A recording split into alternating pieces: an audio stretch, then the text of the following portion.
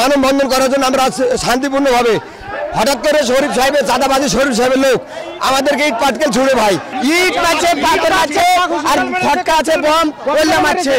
তানোরে রোজার সমাজে দুজা ইফতারকে কেন্দ্র করে কোন্দল হয়েছে। শরীফ সাহেবকে নির্দেশ দেওয়া হয়েছিল কেন্দ্র থেকে কিংবা জেলা থেকে ইফতার পার্টি যেন না করা হয়।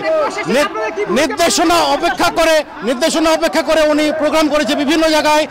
ওনার সঙ্গ দেওয়া মিজান সাহেব ওনার অনুসারীরা আজকে এই শান্ত পরিস্থিতির মশাল মিছিলকে হামলায় রূপান্তরিত করেছে।